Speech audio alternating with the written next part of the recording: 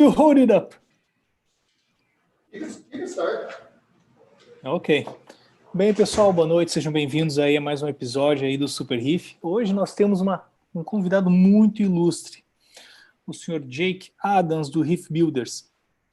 Como sempre, a dinâmica vai ser, eu vou fazer perguntas em português, vou falar com vocês em português e vou traduzir pro amigo lá em inglês. Antes da gente continuar, quero pedir para vocês compartilharem aí o nosso link o máximo possível aí para a gente prestigiar o convidado. E vai ser uma das maiores entrevistas aí, acredito eu.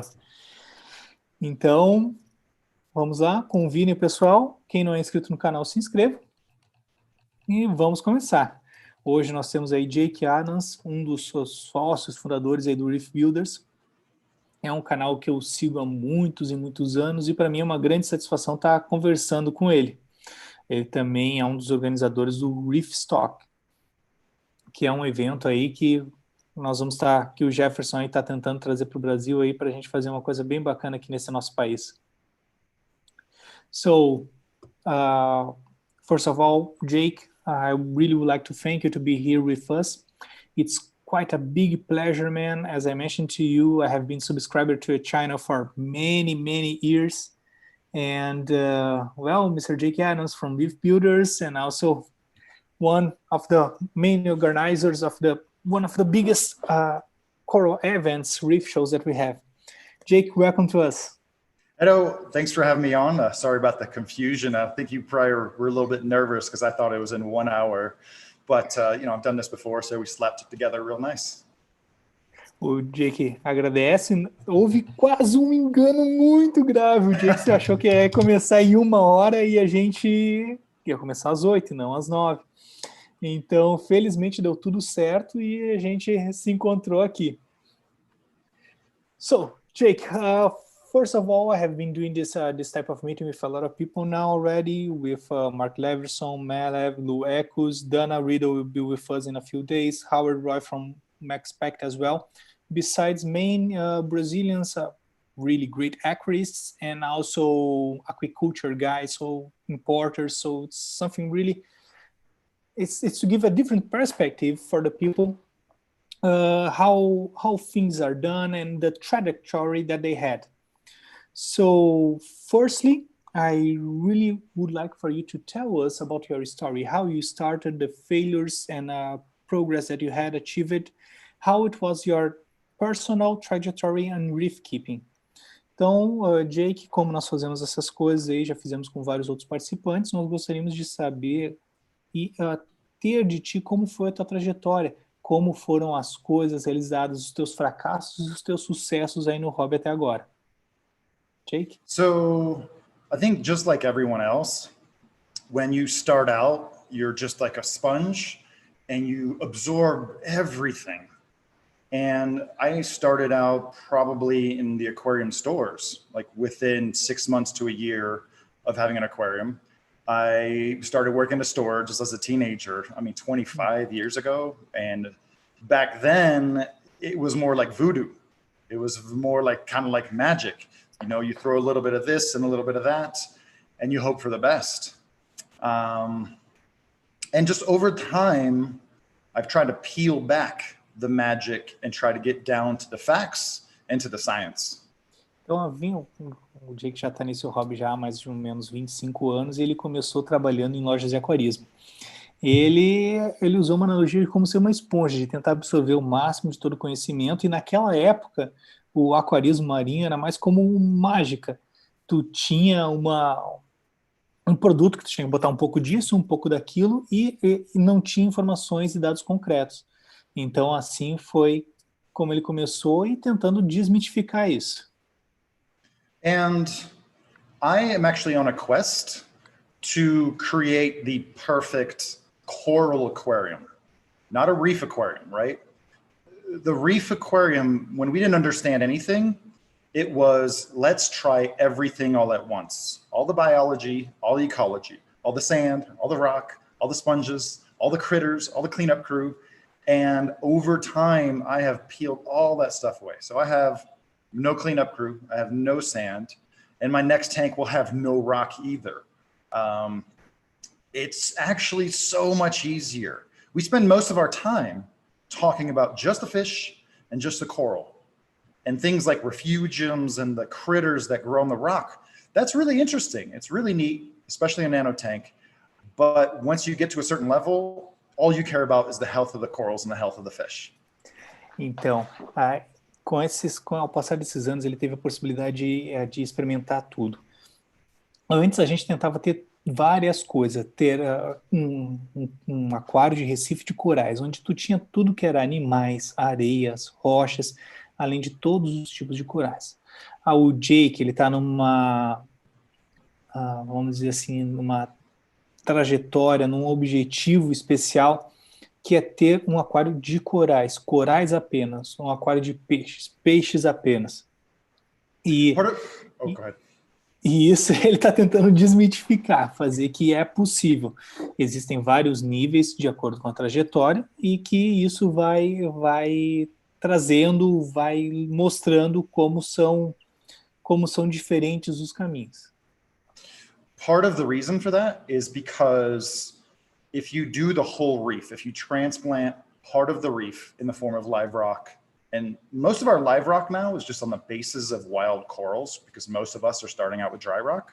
Mm-hmm. If you transplant that entire section of reef in an aquarium on a long timeline, everything becomes a pest. Everything, the sponges will choke out corals, feather dusters will clog your pumps, and even coralline algae. Even coralline algae competes with your corals for minerals and trace elements. And so I'm trying to get away from that. Então, quando tu traz uma rocha, e hoje a maioria das rochas que eles têm lá são esqueletos de corais mortos, a todas as criaturas que vêm lá, as esponjas, as poliquetas, tudo isso acaba consumindo e sufocando os corais com o tempo, né, com o andar do tempo. E isso ele está tentando se livrar de tudo, manter somente os corais. You know, when people start up a reef tank, one of the first things that they look for is little spots of coralline algae. That's kind of an indicator that the conditions are good for calcification. And that's very true. But if you have a mixed reef, all the coralline algae can represent a bigger sink for calcium and for carbonates and magnesium. And you'd be surprised. Bacteria do all the work, right? Bacteria are everything, and you don't need to do anything. You don't have to tell the bacteria what to do. You can inject a little bit, you can feed them a little bit, but for the most part, they barely need someplace to grow on. They don't need anything special, and they will do all the work. And just the more I peel back the ecology of reefing, and it's just water and corals and proper flow, proper light, the easier it gets for me. Então, um dos primeiros sinais que a gente vê num reef busca são a presença de algas calcárias. Só que com o tempo, em grandes quantidades, elas podem virar um absorvedor muito grande de cálcio, da reserva alcalina e de magnésio. E isso pode gerar problemas. Na verdade, o que o Jake diz é que o foco tem que ser na iluminação, na vazão correta, no recalque, na circulação correta, porque o que faz todo o trabalho são as bactérias. E essas bactérias, tu não precisa de instrução e de cuidado nenhum. Elas vão realizando o serviço por si só. So one of the problems that we have in the aquarium hobby right now is that we're still inheriting the ideas of the past. We're still talking about setting up refugiums. We're still talking about biodiversity, cleanup crews, and there's a lot of knowledge that is passed by the fish store. You know, I've worked fish stores, so I know. When you have a lot of sand and rock, you get nutrient buildup. And when you have nutrient buildup, you have algae. That's an opportunity for the store to sell you a GFO reactor, an opportunity to sell a bigger skimmer, an opportunity to sell you an herbivore, an opportunity to sell you, you know, everything to take care of that. And so there's a cart before the horse problem. I'm sure there's a better analogy in Portuguese. But the stores are still kind of dictating these practices that kind of make the money. O hobby, ele gira muito em torno ainda de práticas que o Jake considera antiga, como, por exemplo, a questão da biodiversidade, de ter um sistema completo. E isto aí acaba trazendo consequências negativas no futuro, como, por exemplo, o substrato acaba virando uma fonte de nutrientes muito grande. E as lojas de aquário, que são as principais por difundir esse tipo de conhecimento, elas usam isso para te vender um skimmer melhor, para te vender um peixe que come algas, para te vender GFO. Então, esse tipo de coisa que ele está tentando desmitificar. And like, so for example, if you've been following along, 7 months ago, I set up a 20-gallon Red Sea Max nano tank in one day. I put all the rock in, all the corals in, all the fish in one day. It's been 6 months. I have not put my hand in the tank. So I set up a tank in one day and I haven't touched it in half a year. And I barely even look at the tank, you know, and I'm tired of people saying, oh, you have to cycle your tank for a month or for 4 months or for whatever it is. What does cycling even mean? Cycling is like a brown box, like a black box. Stuff goes in, we're not sure what happens, and then something comes out. Então, há 7 meses, ele montou um aquário, um Red Sea Nano, colocou tudo em um dia. Substrato, rocha, peixes, corais. E nesses últimos 7 meses, ele não olhou, ele não fez nada. And they are alive, right, Jake? No, they're not just alive, they're growing. I mean... Okay. The tank could benefit from a water change just for a basic replenishment. Again, that tank has no auto top off. Instead of using an auto top off, I have a lid to prevent evaporation in the first place and to keep the tank warm. One of the biggest problems in the aquarium hobby is something that makes people a lot of money is frozen food. Frozen food should be a treat, right? We don't eat seafood and steak 3 times a day. Right? We snack and have a little sandwich or whatever. I feed flake food to everything. Flake food, pellets. Frozen food should be for breeding fish, for growing baby fish, and for conditioning certain species.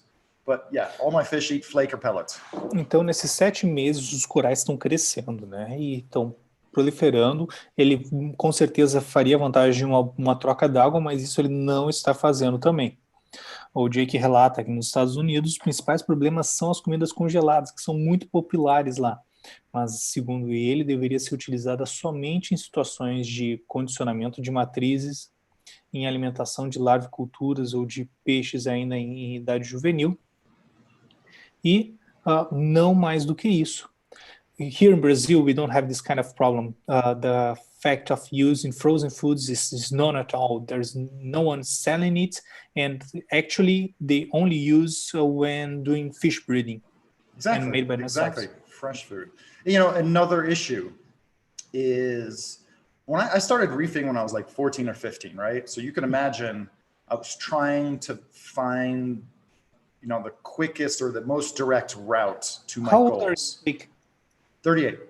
38, okay. So I've been reefing 3/4 of my life.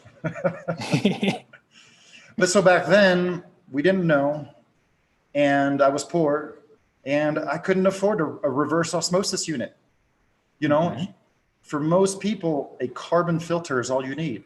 And what message, if a family comes into a store and you tell them that before you can even get a tank, you have to get a reverse osmosis unit for hundreds of dollars, and it's complicated, and you have to change the filter. That's scaring people away. I am lucky now to live in a place that's very pure tap water. I use nothing but tap water, but I'm also surrounded by breweries, so this is kind of a special spot. But yeah, it's like, it's really silly to invest so much money, let's say $200 to $600 in very fancy water purification, to strip everything out. And then you literally take a bag that has every element known to man to put it back in to make, you know, seawater. It's silly. In which city are you, Jake? Golden, Colorado. em Colorado. Então, o Jake, ele relata que quando trabalhava, ele começou com 14 anos no aquarismo marinho, né? E ele relata, quando trabalhava, sempre a primeira exigência das pessoas fazerem era comprar uma unidade de osmose reversa. E isso tinha que fazer manutenção e tudo, custava centenas de dólares, né? E isso acabava afastando as pessoas. O Jake, ele mora na cidade de Golden, no Colorado, e lá ele tem uma água muito boa que vem na torneira. É cercado, inclusive, de cervejarias em volta. Então, ele acredita que tu tirar todos os componentes da água para depois adicionar isso através de um sal sintético não faz tanta lógica. E isso é o que ele está tentando combater. So, Jake, when you use this water, you prepare with the synthetic salt, but there is no prep filter. You just use a carbon for taking chloramine out. And So I have lots of RO units. Okay. And so what I've done is I don't use a membrane. And I have like 5 stages. And I haven't changed them in a year and a half. So they're just there for show because I can. They're just there for show. I mean, I've never changed them. The pre-filter, you know, has passed thousands of gallons through it. You know, your pre-filter, after a few months, usually it's kind of orange or brown. 2 or 3 months is completely Mine new. looks brand new after almost 2 years. Man, your water supply must be incredible, because here in Brazil, we cannot, at least in the cities that I have lived, there's no single chance for not having a RODI unit. There's a lot of chloramines and also heavy metals.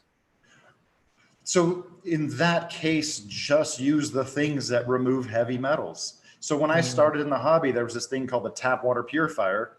It's basically like an ion exchange resin kit. And it's just so much easier. So much easier.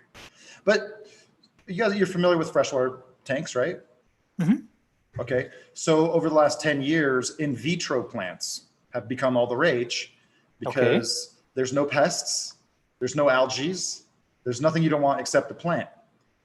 For 15 years, I have known that this is where the reef aquarium hobby is going to be. This is where it's going to get to. Eventually, coral vendors will have to be certified pest-free. You can't tissue culture corals quite yet, but you can remove the coral and grow nothing else with it. So, so all my problems are pests and parasites, all of them.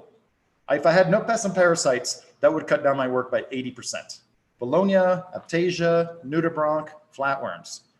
That's all from getting corals from other people. So in the future, that will be history, for sure. Então, o Jake acredita que num futuro próximo nós vamos ter pessoas que vão se dedicar exclusivamente a criar corais livres de pestes. Hoje, os problemas que ele tem, já que ele não trabalha com evita rochas, evita substrato, evita refúgios, ele só tem que se preocupar com as pestes, com os problemas que não está acontecendo. Jake, I have a frag tank that's exactly the same. No rocks, no media, nothing at all, just the corals. And you're telling the truth. The main and only problem that I have is the damn vermitid snails, man. All the others I have finished then. Vermitids is another one, but I've gotten ahead of it because I've been watching it for many years. And so now the only place that they can come in, because anytime I get a new coral, now I cut off the base. Sometimes I will cut off the stump and throw away the entire base, just the top part of the coral. The problem with them hammers and ancora and ophelias and things like that. But I get those from friends and cut as much as possible. But now it's clams because they have all those little, ridges. And so I have a very, very few vermitids in one of these systems, but they're easy to get rid of. You just smush them, right? But you got to stay ahead of it. You got to look in your overflow box. You got to look in your sump, and so that's the thing. If you have a bunch of rock, you can't hunt down every vermitid. That's right. That's right. And these damn things, there is no other possibility than cutting them out, right?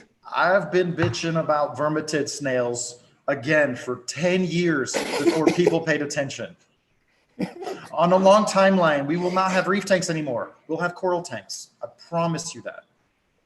I believe that's on you. I have a really good friend that only have, his name is Marco Martins, and he make the rocks only with PVC and cement, just to show up more the corals. I believe I completely agree with them and with you. I want to see the corals. I don't want to see rocks in the aquarium. It's kind of cool. You know, it's nice, but it's also speaks to our impatience because we want something in the tank.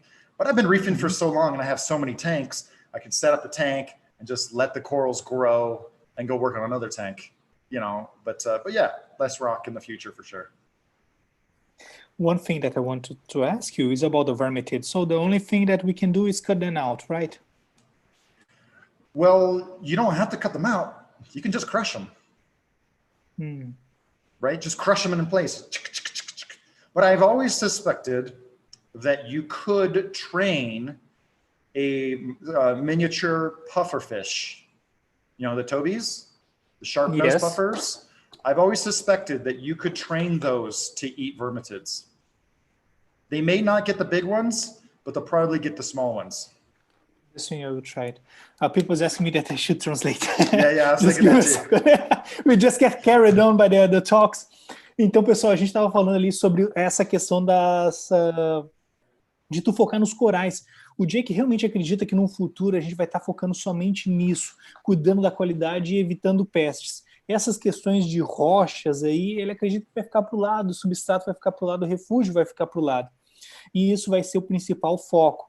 A gente começou a conversar sobre vermetid snail, que é um problema que eu estou tendo aqui. O meu mudário, para quem não conhece, ele também é sem mídia, sem rocha, é só coral e macroalga para exportação de nitrato e fosfato.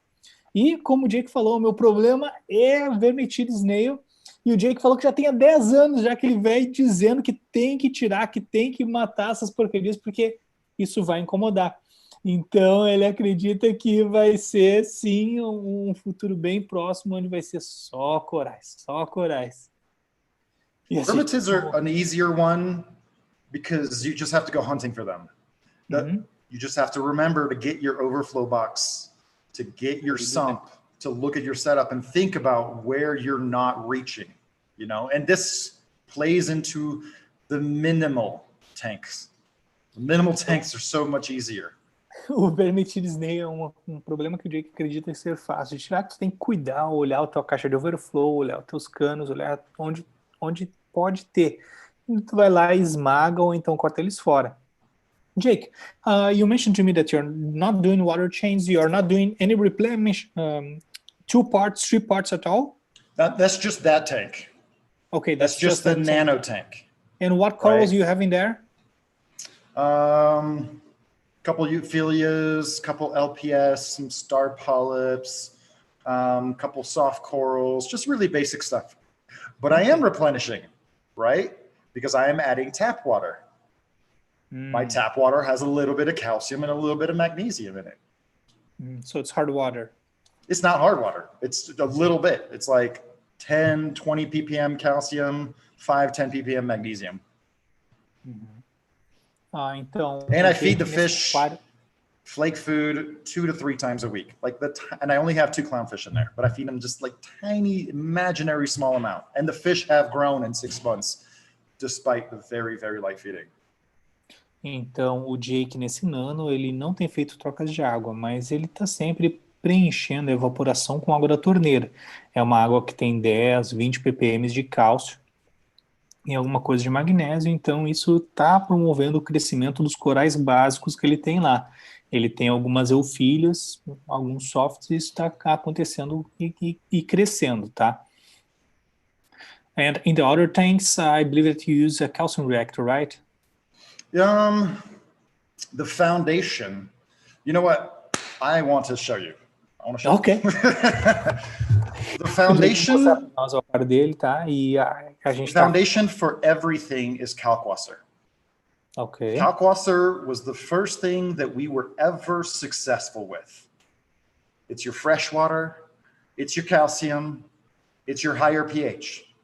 And so one of the things that I did here is I created a distributed, like freshwater distribution system. Então, o fundamento para os aquários do Jake lá são hidróxido de cálcio, é kalkwasser, tá? E é isso que ele usa em todos os aquários, e essa é a base. All right, taking a tour of my rolling desk. Ok. Okay, so these 4 Versa pumps, they only pump fresh water. And I have 1 reservoir, there's 2 of these, and that feeds all the tanks. So the foundation for everything is kalkwasser. And so I use these, and then I pump them into calc reactors for all the systems. Então, aquelas 2 tonéis de água ali são água pura, que ele usa aquelas 4 bombas da Versa, da Ecotec Versa, para bombear água para os tanques. E elas vão para o reator de kalkwasser dele. So this is a system. Let me get you a little bit better view. At the end there, here you can see the calc reactor. And it's Okay. down into where the water flows the best. Let me get you even better. Ali é o reator de kalkwasser dele. Pessoal, mais uma vez, vamos compartilhar aí para a gente ter mais pessoas assistindo aí, para a gente prestigiar o Jake. As perguntas podem estar sendo feitas ali, já está me passando algumas, e nós vamos aí estar chegando nesse ponto logo assim que eu achar uma brecha, tá? So yeah, kalkwasser is the foundation for everything. You can run a tank just using kalkwasser for a long, long time. Just turned off the flow, so maybe you could even see some corals. We can see some ophidians. This is mostly aquapora. This is one of my coral systems. This coral is, I transported this coral this week. Big aquapora efflorescence. That's huge, Jake. And Jake, Yeah, how not many bad. par you have over there? Because there's a lot of myth regarding maximum par for acropora here in Brazil. Some people say believes on the BRS measurements that's a maximum 400 par, but there's some You're people wrong. that use. You're wrong. It's not 300 par. It's not 400 par. It's micromoles. The first thing they teach you in science is get your units straight. That's right. Okay, so it's not 500 parts, 300 parts, micromoles. Micromole. The reason I reject par measurements, if somebody tells me what their par is, I don't know what to do with that number. If I don't know what to do with that number, you don't know what to do with that number. You know what I mean? And a coral that is acclimated to 200 or 300 par, well acclimated, is going to grow so much better than a coral that's not acclimated to 500, 600, 700 par. O Jake, eu questionei pro Jake. Jake, tem muitas pessoas que usam as medidas do Book Reef Supply para SPS, 350 a 400 par no máximo. O Jake corrigiu que par é uma medida de ser utilizada, tem que usar micromoles. Essa seria a unidade para. Do you know what a mole is? Yes. Okay, so it's a scientific unit. It's the full unit is micromoles per meter squared per second. So I get really irritated when people try to say they understand par, but they're also not using the units. It's not 200 par, not 300 par. You really have to know your tools in order to be able to use them. Like for example, I think it was about 4 years ago, Apogee put out a new light meter. I think it was MQ500. And I tested it against the MQ200. And there was issues, there's some discrepancies. Apogee themselves did not factor the diffraction coefficient of water going through light. So they came up with this calculation. So if you have the old MQ210 or the medium-term MQ500, you can go onto their website and plug in your numbers and they'll fix it for you. That's why there's a new meter, the NQ510, that's blue, specifically for aquariums, for putting the par meter underwater. That's the one that had no screen. You used a cell phone to measure it, right? No, it's the same meter, but it's blue instead of yellow, I think. Okay. I came up with one, I believe 2 weeks ago, that there is no screen, and it's about the price range, but I don't know. There's been a version of that out for a while, but I don't think you can plug it into a cell phone. You can plug it in. There's been a USB version around for a little while. I'm sorry, it's not. It's just using to get. That was my meaning. Então, o pessoal estava falando, o estava dizendo para nós que o correto é tu usar as unidades corretas, né? Não usar par, mas sim usar micromols metro por centímetro. Essa seria a unidade correta, tá? E ele questionou ali que não é questão de ter um número exato de par, é tu ter o coral aclimatado corretamente. Um coral que está aclimatado para 500 micromols, ele vai se dar muito bem. I'm going to move back to my desk because the connection is a little weak. I don't know where that's from. And that will be nice. And Jake, então, Jake, tu acreditas então que não existe uma tolerância máxima, que todos os corais podem ser aclimatados para esse limite de par? So, Jake, you believe there is no maximum limits? It's just regarding acclimatation on the aquarism? Oh, no. Very few people should be even discussing the upper limits, right? We should be more concerned with the lower limits, because asking for that absolute numbers is a very masculine thing. That's one of the issues with the aquarium hobby. It's just too many guys, and we like numbers, and we like chemistry, and we like absolute figures and absolute answers. Whereas women, I can tell when I go into an aquarium shop, I can tell if a woman is in charge. Because why? Women are more nurturing, and instead of looking at the numbers with the meter, they look at their corals.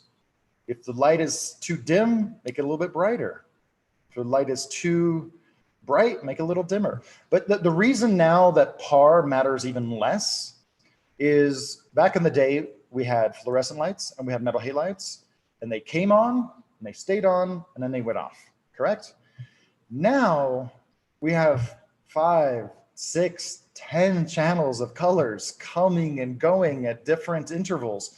So my peak par in my super duper acro tank is like 550 micromoles per meter squared per second, but that's for 1 second. It peaks and then goes straight back down. You know, my spectrum curve is like this. And it's not just how bright the light is, it's also how long you have it on. So there's a lot of learning to be had, but I don't think the general hobby should concern itself with that. I think observation is more important than absolute numbers. O Jake, ele está divulgando que a observação é muito mais importante do que números absolutos. Que quando ele vai, inclusive, numa loja de aquário, ele sabe quando uma mulher está tomando conta ou um homem está tomando em conta, porque ele acredita que as mulheres elas têm mais um senso geral. Vem se o coral está um pouco mais escuro, eles vão lá e colocam um pouco mais de luz. Então, segundo as palavras do Jake, as pessoas não deveriam se preocupar com números absolutos e sim procurar ver mais como os corais se comportam. O Jake, no aquário de acróporas dele, ele tem o pico máximo são de 500 micromol por metro por segundo quadrado. The reason I reject the par values is because people don't really understand light. It's not just like a straight pipe coming down, right? If you have very unidirectional lights, you might get a certain par value. That's, let's just say 200 micromoles per meter squared per second. But if you have a uniform light field where the light is coming from every direction, 100 micromoles is better. 100 micromoles of broad, evenly distributed light is much better than 200 micromoles of just unidirectional light. And one of the ways you can test that is take your par meter and put it at an angle. I don't have an absolute number, but I like to test the par like this and then test it at 45 degrees just to see how different it is. That's probably because of the deflection from the light on the aquarium sides, right? Well, if you look at all my lights, they're angled. You know, I try to angle them in where appropriate. But yeah, if you have a deeper tank, there is a lot of light bouncing off the glass inside your tank. But I reject par numbers because people don't know what they're doing with that number. They have an instrument and they think they know what they're doing, and that gets you into trouble. Então, o Jake, ele acredita que as luzes vindas de ângulos que envolvem coral, elas são muito melhores e mais importantes do que luzes unidirecionais. Ou seja, enquanto se tiver um raio vindo diretamente de 200 micromols, se essa luz vir pelas laterais, ela vai poder ser a metade, por exemplo, ser 100. Por quê? Ele não gosta de trabalhar com números absolutos, porque a maioria das pessoas não entendem como a luz se comporta. Então, esse é um dos argumentos dele, que as pessoas deveriam focar mais esquecer um pouco desses números absolutos. So, Jake, when you're talking to me about the light not being directional, why there is no T5, for example, in your tanks? Because there's a lot, at least a growing trend here in Brazil, that people is getting back to T5s really aggressively. So why you do not use them?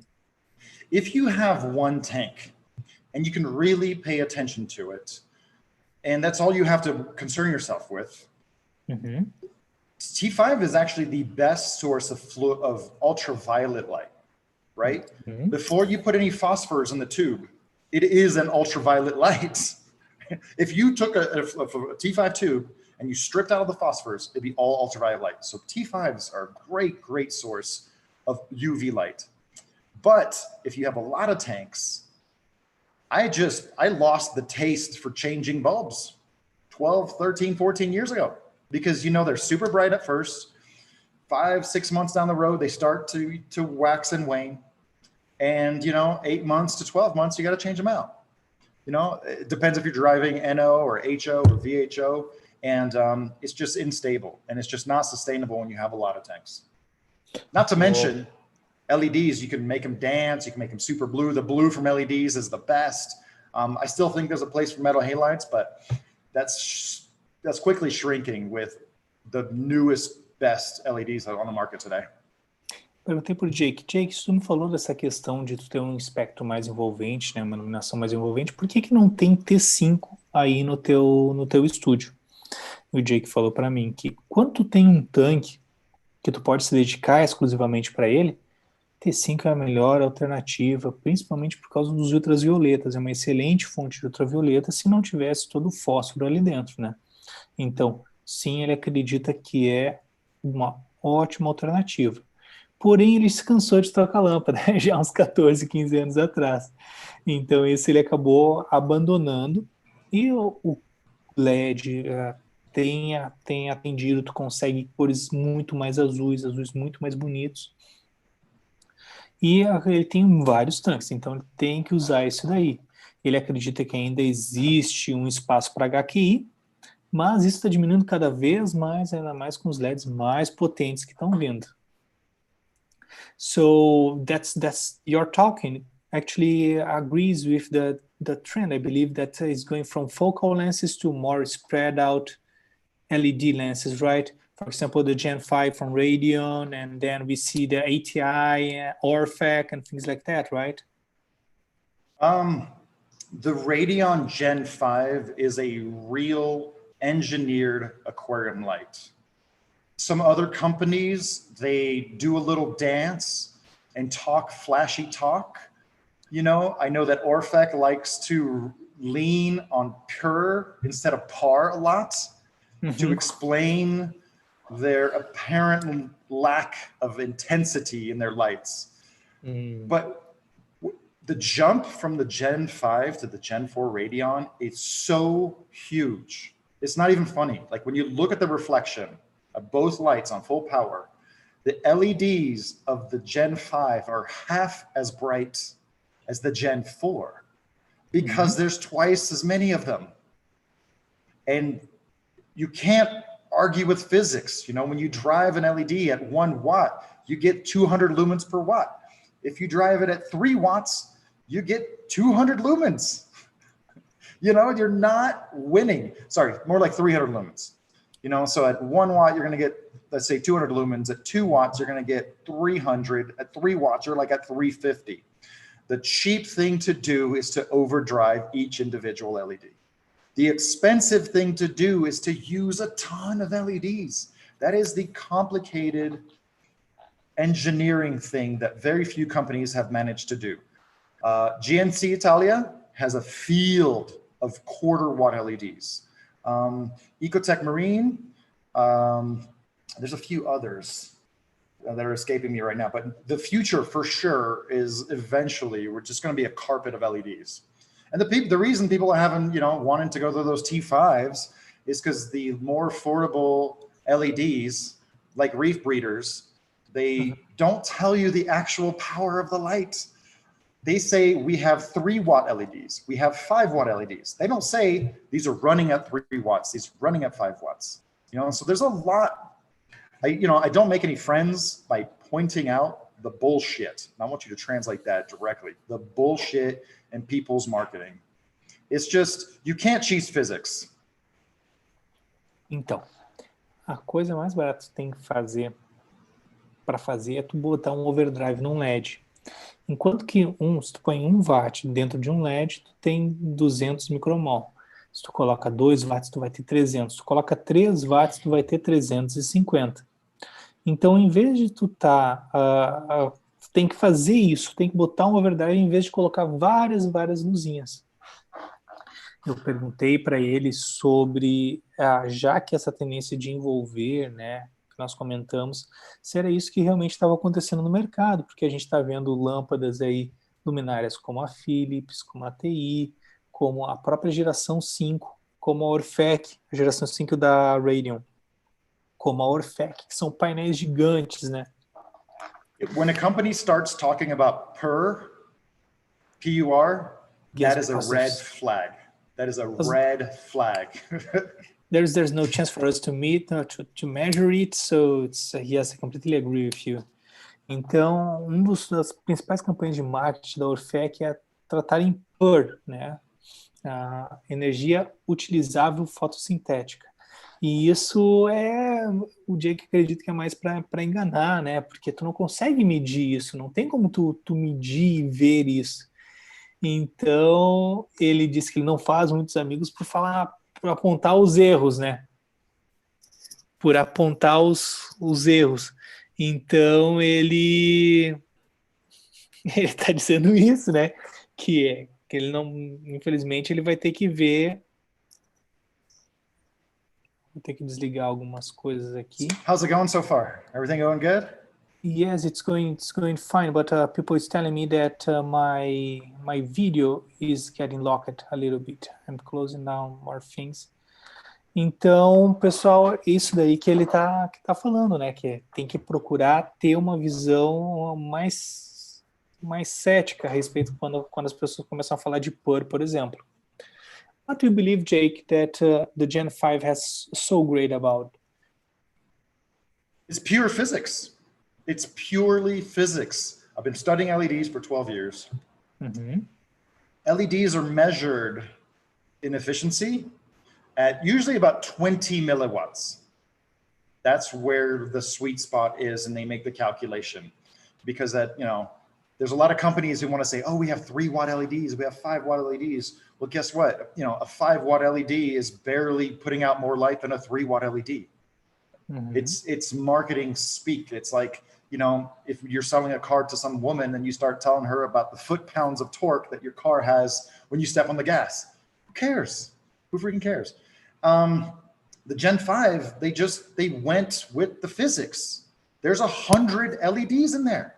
I think there's 48 in the Gen 4.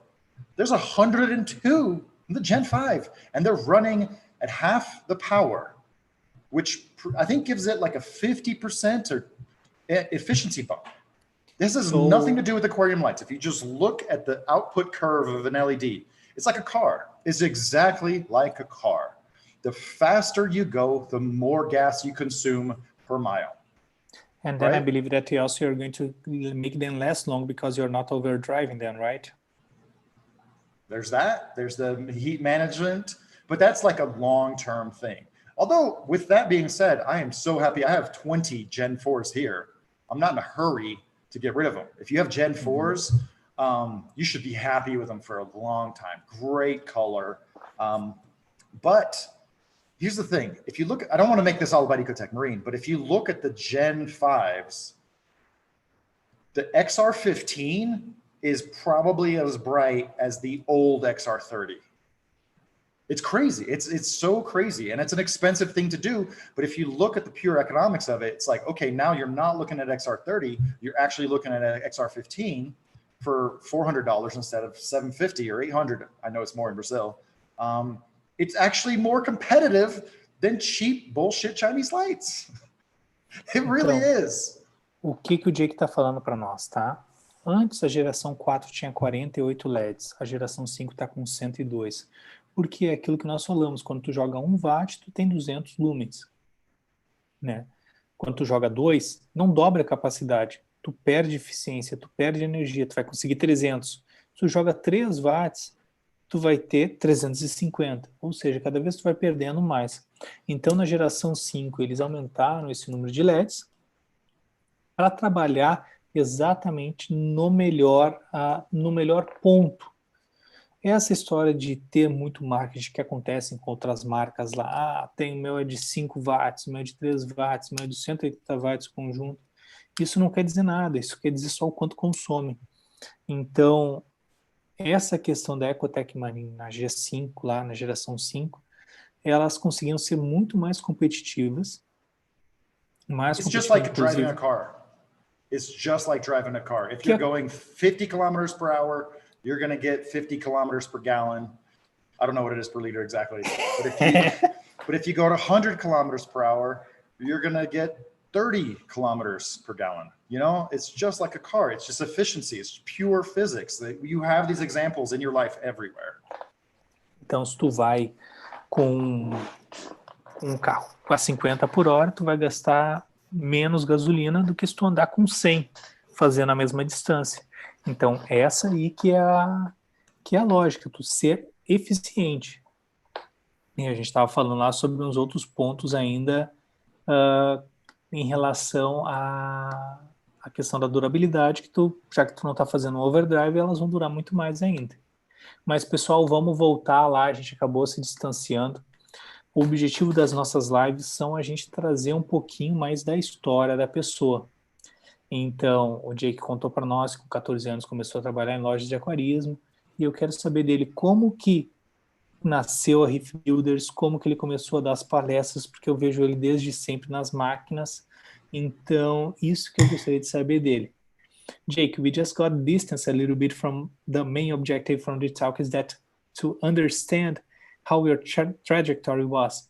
You mentioned to me that at 14, 16 years old, you started working in the stores, the aquarium stores, and I would like to know how you got so influential, how you started making lectures, taking parts on reef clubs, and how you got into ReefBuilders.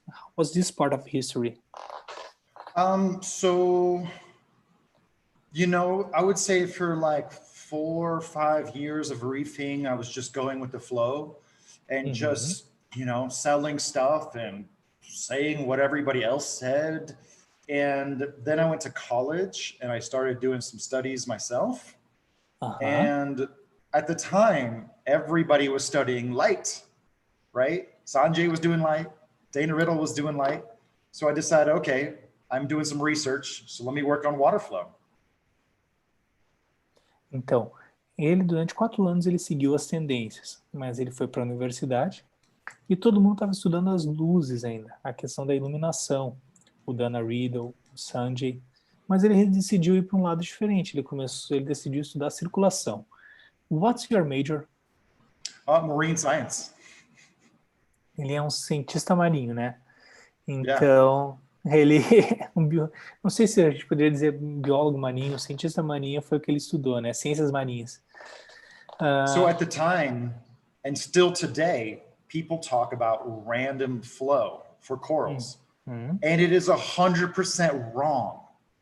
Because the randomness there's 2 types of randomness, right?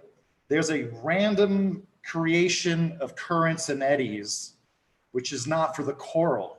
It's for the ecology of the reef tank to pick up waste and to make sure it gets all flushed away. That's the randomness that's away from the coral. I'll let you try. Então, uma das coisas que todo mundo fala seria sobre a randomização do fluxo de água. Só que isso não é direcionado para o coral, isso é direcionado para a ecologia do reef, de tu tá tirando as sujidades, levantando as sujeiras para tu limpar o reef. The randomness that matters is this big. It's a micron. There's this thing called a boundary layer where the water that touches the coral is not moving. Those water molecules that are touching the coral are not moving. The molecules next to that are moving slowly. The molecules next to that are moving a little bit more. That's where randomness matters. That's at the surface of the coral. And the only way to get that is fast flow. A única forma de tu conseguir uma randomização que importa é através de fluxos muito rápidos de água, porque a distância que importa é 1 milímetro, não é nada próximo da parede do coral, já que aquela vai estar quase não se movimentando, a próxima um pouquinho mais rápida, a outra mais rápida, e assim vai. E é isso que importa para a saúde do coral. It's again, I love to use analogies. If you're driving your car at 20 kilometers per hour and you hit a tree, there's not going to be very much randomness in your head because you're going to bounce off the tree. If you're driving 120 kilometers per hour and you hit a tree, you're going to scramble your brain because once you hit that tree, everything will be random, right? So this is what I try to tell people, especially with the SPS, like it's about unidirectional flow, because if it's unidirectional, you can get it going faster. And then the randomness at the level of the coral will be increased, right? So there's these two randomness, and everybody's confused it with you want random flow in the tank. Random flow over here does nothing for the coral over here. You understand? I understand. The coral sitting here does not care what the flow is doing over there. It doesn't care what the flow is doing here. It cares what the flow is doing right next to the coral. Então, essa questão dessa randomização de fluxo, ela importa no coral. Não adianta nada ter num canto um fluxo completamente aleatório quando não chega no coral. Então, o Jake advoca que ela tem que ir reto para ela poder movimentar toda essa água e assim deixar aleatório, assim deixar randomizado. So this is going to be a nice little ribbon, nice little bow on everything. The reason I reject par numbers is because the flow drives the reaction. The water flow drives the light reaction. It's not the light that dictates how much the coral works. It's the water flow. Então, o que dita o crescimento? So you're mentioning to me that this dictates the coral growth or actually the light? Everything. The light reaction, the respiration, the feeding, the breeding, the waste ejection, water flow is more important than light. Or as I like to say, I used to say back in the day, flow is more important than water. Então, o que o Jake está falando, tá? Que é muito mais importante tu ter uma circulação correta do que tu ter uma luz correta. Que isso é o que dita os ritmos de crescimento, de respiração, de crescimento do coral. Isso que ele dizia lá antigamente, lá quando ele fazia a universidade dele, né? Chega a ser mais importante do que a água propriamente dita. And Jake, so you're having similar tanks, the ones that you have, what do you consider to be a right flow? Is there anything that we can measure? 20 centimeters per second. Então, o argumento there is an exact number. Okay. Because I did these tests. I wrote 5 separate articles in Advanced Aquarist, and it's called Flow is More Important Than Light. It's deep. This is why I reject the par numbers, because a coral at 300 micromoles getting the proper flow is going to do so much better than a coral at 500 micromoles who doesn't have proper flow, or even the same flow as the guy at 300 micromoles. It's all about the water flow. This is why, like, when people ask me what my par numbers, I'm just like, nah. You don't know what to do with that. It's too complicated. You know, it's just like politics, right? Our politicians, your politicians, if you can't say it in one line or one sentence, people can't understand it. And so the whole light and flow thing, you got to sit down and learn. Even when I start thinking about it, it's like, it's deep. Então a gente está voltando de novo naquela conversa, tá, pessoal? Os números que o Jake encontrou através de 5 artigos que ele já escreveu já para o Advanced Aquarist, é que o fluxo correto, o ideal, seria 27 centímetros por segundo. E esse fluxo, ele é tão relevante que se tu tivesse um coral com recebendo 300 micromol, com esta vazão, com essa circulação, ele cresceria muito mais do que um com 500 que não estivesse recebendo essa vazão.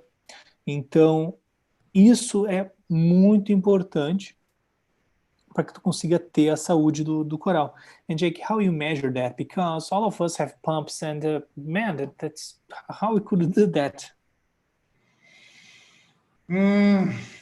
You know, we calculated. Again, you have 20 turns, 10 turns from the display. That means nothing. That means absolutely nothing. What matters is flow speed, because that's flow speed when it hits the coral is going to create more randomness. So again, there's not a simple answer. You know, I'd have to sit down and give a series of 3 one-hour lectures to get you to the point where I can start answering that question. You know what I mean? It's like, it's a matrix. It's a multi-dimensional matrix that's very hard to, but the better answer is stop randomizing your flow. Start getting your flow moving in one direction. I would rather have the flow spinning one way all the time than for people to have their pumps turning on and off all the time. So that thing about, for example, a gyro pump are quite... I coined the term gyre flow. That was the result of all my studies, because I was studying ocean currents and I introduced the description of gyre flow. And gyre flow means you just get the water flow going together. Gyre pump came 10 years later, maybe longer than that. And it was trying to provide a way to create gyre flow better than usual, better than with regular pumps. And you believe they achieved that? Oh yeah, if you use them right. Yes. But then people might set their gyre pumps to create random flow, and then they're not doing it right. And people think they're doing it right when their tank is doing okay for 6 months to 9 months to a year, but then all those nutrients, all the detritus that went everywhere starts to leach back out. And then, you know, people are like, well, I had a successful tank for 1 year. Oh, well, then what? Then what happened? Essa questão, né, do fluxo laminar, eu questionei para ele sobre as bombas Gyre da MaxPet, né? Ele relatou que ele que trouxe esse nome, né, para o aquarismo 10 anos antes, quando ele estava lá fazendo os artigos dele, a universidade dele, para criar um fluxo mais constante nos oceanos, como ele estudou. E eles acreditam sim, ele acredita sim que faz um ótimo serviço, mas tu tem que usá-la corretamente. Tu não pode usar fluxos aleatórios, tem que usar eles unidirecionais, para que tu não tenha para que tu consiga obter esses números bons com o crescimento. Ele relata também que muitas pessoas dizem que tem sucesso com aquários de 1 ano, e depois isso não vai ser, porque começa os detritos a voltarem a vazar de novo no tanque. E isso causa problemas. So, Jake, we're just going again from the topic. You went from the university. Just give me a second. I want to say hello to the guys. Go for it. Então, pessoal, vou interromper um pouquinho para agradecer a presença aí de todo mundo. Estamos aí com o Ledo, com o Leonardo Cruz aí, que é um grande amigo que está sempre. O Daniel Pedroso, o Gabriel Lafias, o Léo Carvalho também está aí conosco. Quero agradecer muito, muito pela presença de vocês e dizer aí que nós estamos aí conversando e a gente acaba fugindo de um tópico, já vamos entrando em termos mais técnicos já. Quero pedir desculpa para os que não falam inglês, que algumas coisas a gente acaba se perdendo ali, porque a conversa vai evoluindo tanto para essa questão de iluminação, de circulação, que algumas coisas ficam muito técnicas para a gente tentar traduzir assim de sopetão. Mais uma vez, muito obrigado pela presença de todos. Estamos aí com o jakeadams, para quem chegou agora. O jakeadams é do ReefBuilders. E estamos aqui conversando, tentando conhecer um pouquinho mais a trajetória dele, mas a gente vai entrando em outros assuntos aí que vão trazendo boa conversa para nós. Jake, you mentioned to us that you were to university for your marine science major, and then you decided to focus on the flow. And after that? After that, I actually lived in Puerto Rico. And I had a short-term job working with spawning corals, Caribbean corals. Então, depois que ele se formou, ele foi morar em Porto Rico. Porto Rico é um território dos Estados Unidos, mas tem algum nível de independência. E lá ele trabalhou com a procriação de corais. And then after that, I thought I was going to go to grad school. And I was working at the fish stores until, the right opportunity came along, and a couple did come along. And the idea of staying with academics just seemed really stifling. And so honestly, I just worked fish stores, and I was probably going to be destined to just work at fish stores and do aquarium maintenance and write some articles here and there. But my partner, Ryan Grip, he actually started ReefBuilders in 2006, and in 2008 I joined and brought a lot of experience. There's two tracks of experience. One is the academic track, from learning the science and learning the metrics and the units and learning instruments. And then the other one is when I worked at aquarium stores, I was a hobbyist, I was a reseller, and I bought from wholesalers and manufacturers. So you have the consumer side, the manufacturer side, the distribution side, and the retail side. And that really, when you work at a store, you get a lot of vicarious experience, right? Somebody comes in, brings you a product, says it does ... I take a few different customers and say, hey, try this, and I get their feedback. And it amplifies how much you can learn, or how fast you can learn. And I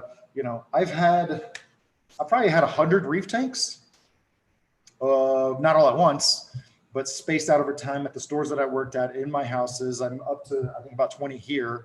And so that diversity of experience really gives you a really broad spectrum view. And it makes you critical of products. I can see a product from across the room and tell you whether it's trash or whether it's the future. O Jake, depois que ele se formou... Usually it's middle of the road. Usually it's middle of the road. O Jake, depois que ele se formou, ele foi trabalhar lá em Porto Rico, né, onde ele foi cuidar com os corais.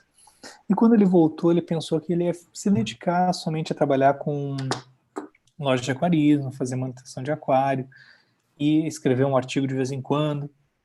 Só que um amigo dele, o Ryan, em 2006 ele fundou a ReefBuilders. E em 2008 ele entrou, porque ele tem um background muito grande, ele já trabalhou com consumidores, com revendas e com distribuidores. Trabalhou na aquicultura, trabalhou com a produção, e isso agregou muito no negócio. Então, em 2008, ele entrou no ReefBuilders. Jake, explica para nós o que a ReefBuilders faz e qual é a proposta de trabalho dela. Jake, tell us about ReefBuilders, what you guys do, and what's your main purpose? So before I joined ReefBuilders, I started a little conference here in Denver, and the point was always to keep it small. It's just for my local people, my family, my Reef familia. And I brought that to the ReefBuilders platform. And over time, we developed a lot of contacts, all the contacts. And I traveled to conferences in Asia and conferences in Europe and diving, wild coral reefs, trying to understand every piece of the puzzle, from coral farming to fish collection to wholesale export to product manufacture, just every step of the chain to understand the entire reef aquarium world. And it's only recently that it's starting to get so big that I can't know everything that's going on. It bothers me because I want to know every single product. But yeah, so now we have Reef Stock, we have the YouTube channel, we have Reef Stock in Australia, we're looking at Reef Stock in other countries when COVID goes away, and still report on all the newest, latest, and greatest on ReefBuilders every day. So ReefBuilders is a website, a platform, and it provides us the reef stocks and the YouTube channel, and also create content. Yep. Então, esse é o objetivo da ReefBuilders, sempre foi contatos, né?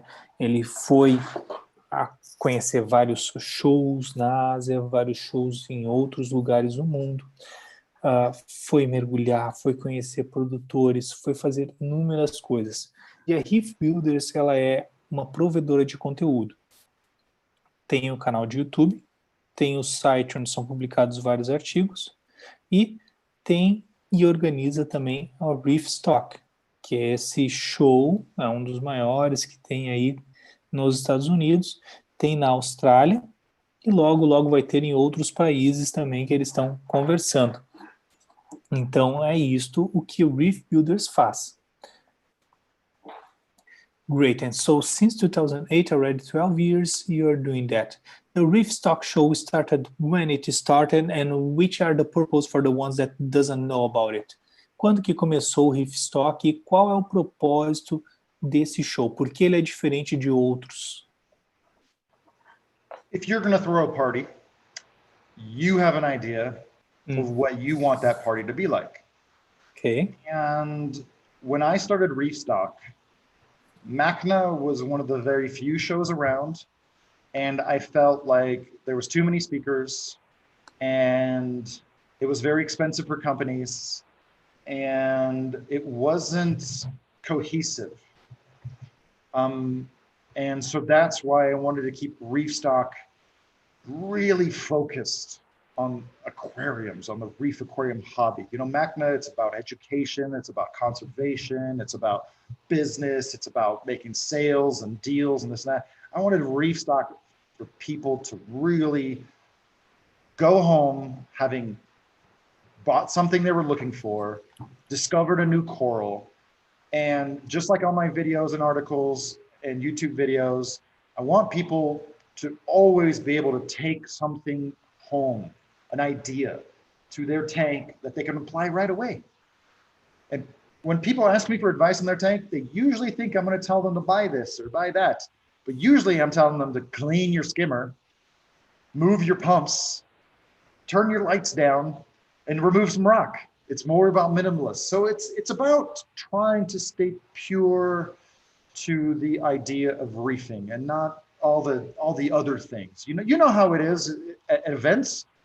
People end up talking about people more than the topic. That's right. So I like to keep a hyper focus on reefing.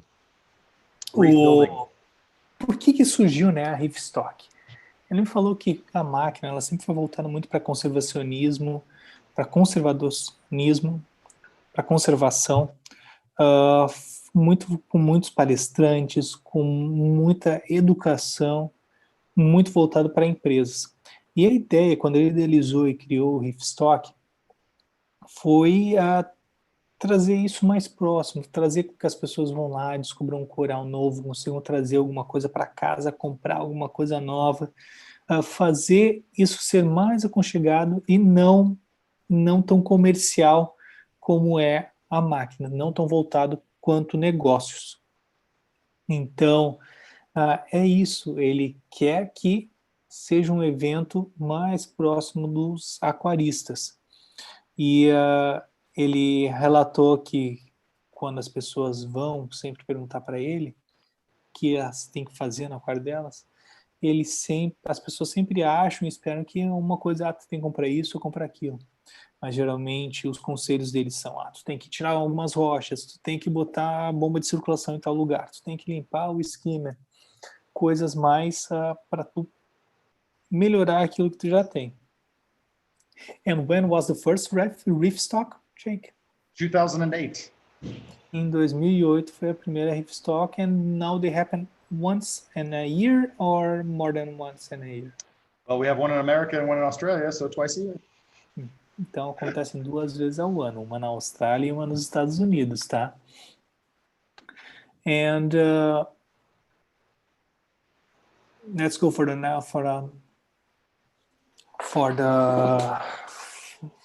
the next questions. Então agora nós vamos partir aí para essas questões mais técnicas já.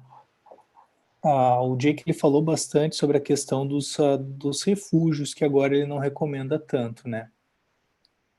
Eu queria saber o que ele está utilizando então para fazer a exportação de nitrato fosfato e o que ele acha da questão da utilização de macroalgas.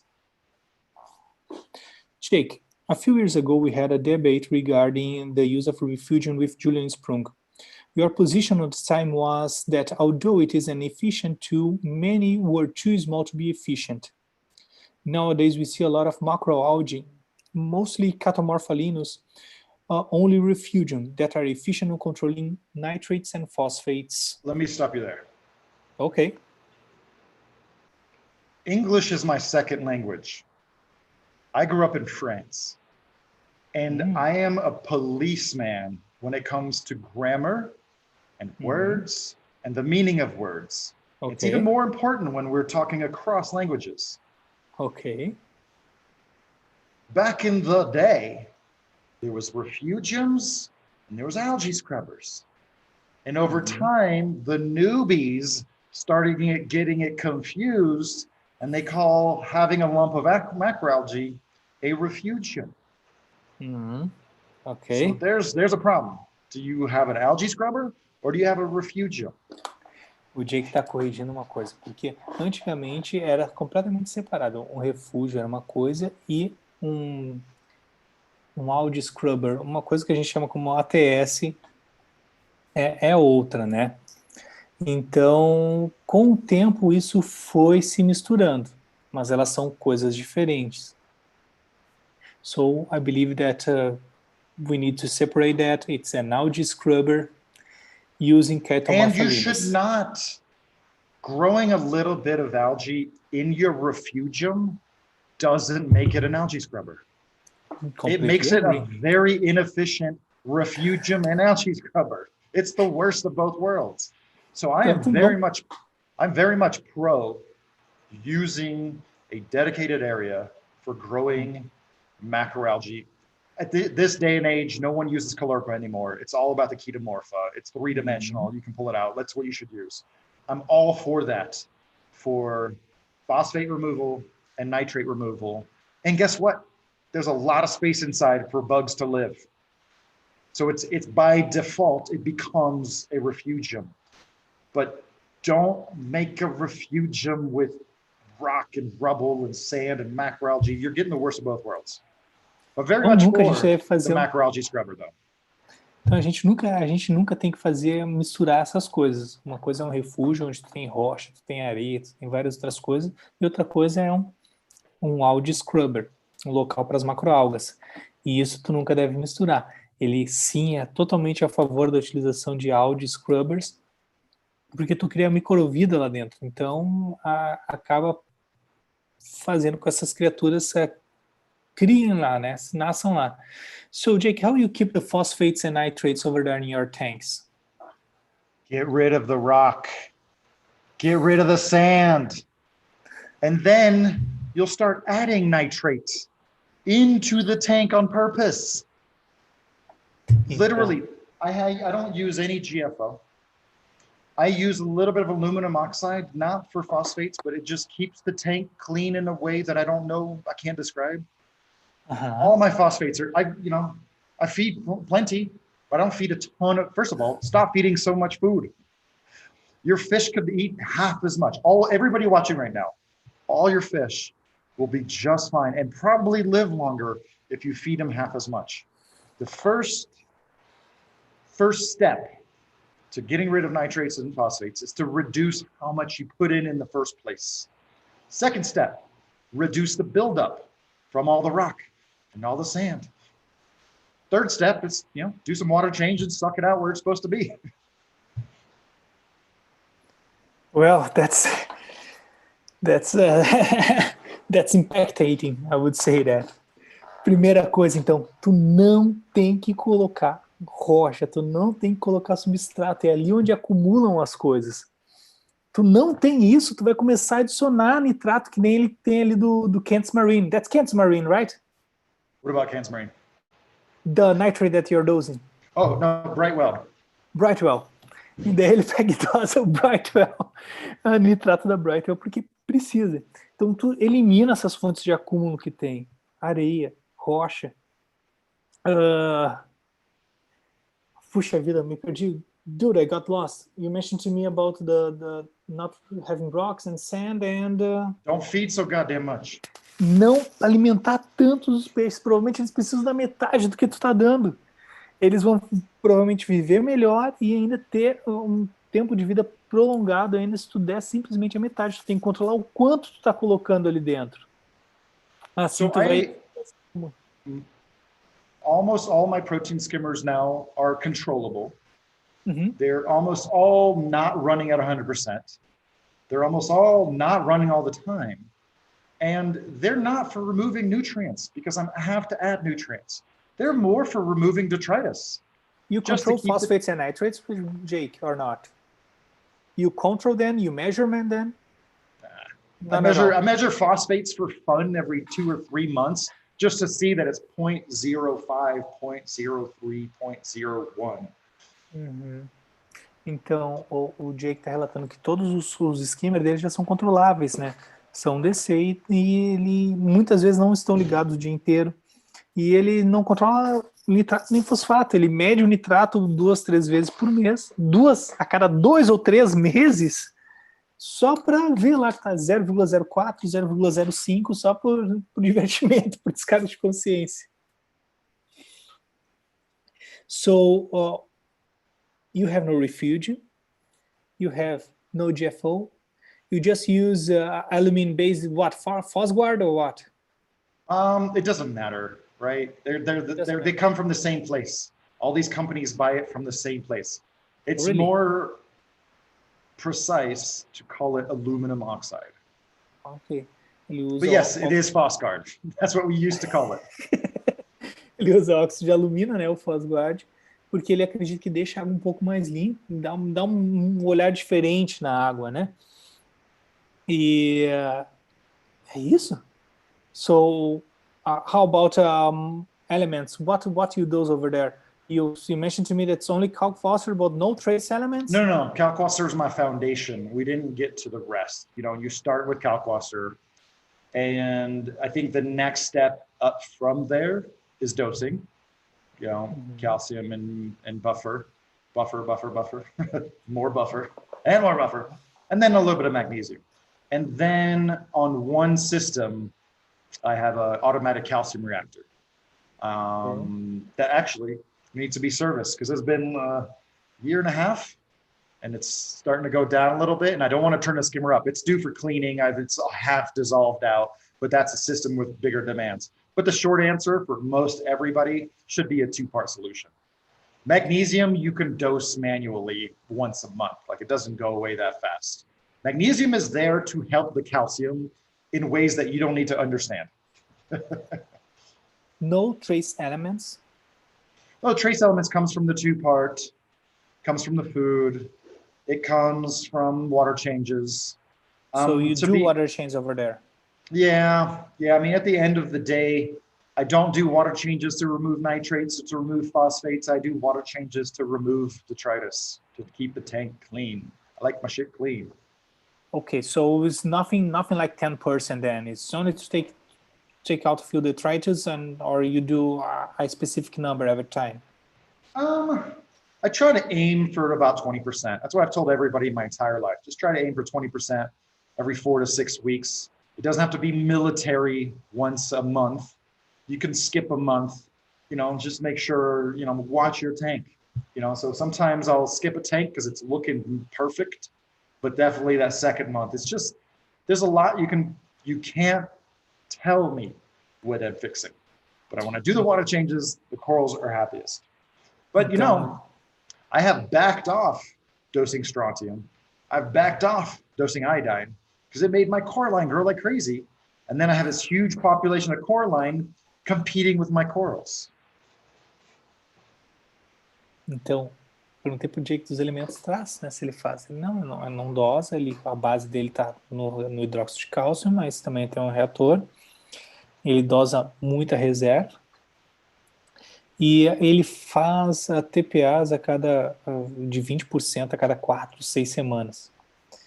Ele parou de dosar estronço e iodeto, o iodine, né?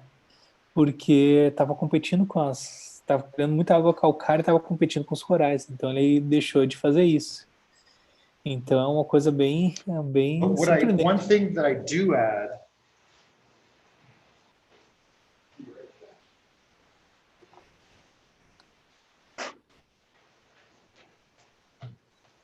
so trace elements, that should concern the coral breeders and the people who really have tanks of very high density. 99% of people just want a normal reef tank with a little bit of this, a little bit of that. Just do a fucking water change and move on with your life. Don't worry about all this other stuff. Just don't do it. But 99% das pessoas têm corais normais. Quem tem que se preocupar com elementos traços são aqueles que querem corais muito, muito difíceis e que tem que ter focado com isso. Agora, quem quer ter uma espécie de coral, várias espécies de corais misturados, faz uma troca d'água e não se preocupa com esse tipo de coisa. Even if you talk to Worldwide Corals, Jason Fox, Cherry Corals, Unique Corals, they don't really dose that much. You know, there's the mineral aspect, calcium, acidity, magnesium, salinity, pH. Those are really important, right? We already know this, that's elemental. But all that other stuff, you could chase down your zinc values with ICP test kits, but almost everything can be smoothed out with just small water changes. Just small water changes. That's going to get you almost everybody where they need to be. A questão de pequenas trocas d'água, de pequenas TPAs, elas vão levar muita gente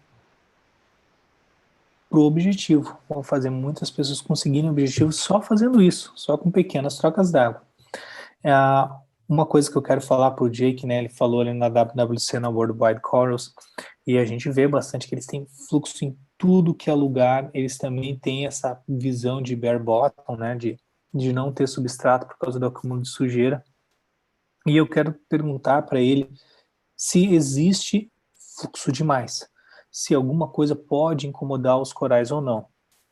So Jake, you mentioned about WWC, and we saw in many videos that flow is really important, and they completely do what you're telling us. And low light. They don't care about high light. They don't want to grow corals super duper duper duper fast. We can grow corals faster than in the ocean for most species.